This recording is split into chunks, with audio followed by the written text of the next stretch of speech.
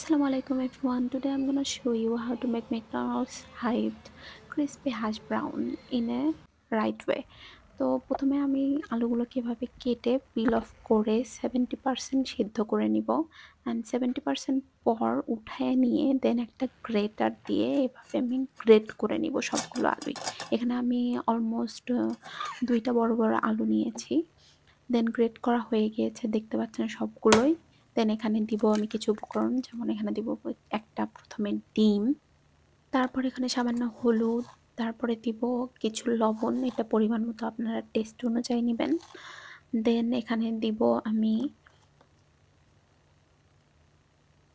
ধনিয়া আর জিরা ২টা মিক্সড করে এটা গুঁড়া দিয়েছি।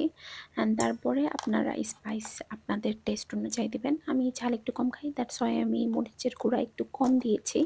অ্যান্ড তারপর এটা এই স্টেপে এসে আমি করব কি, হাফ কাপ পরিমাণ কর্নফ্লাওয়ার অ্যাড করব। কর্নফ্লাওয়ার দেওয়ার জন্য এটার ক্রিস্পিনেসটা আরেকটু বেড়ে ওঠে।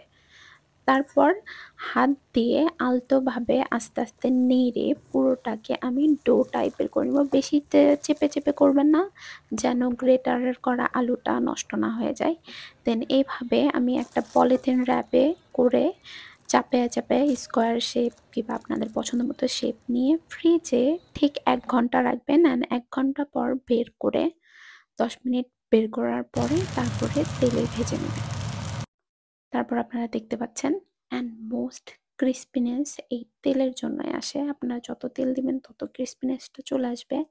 And that's all for today. Bye bye. If you like this video please like and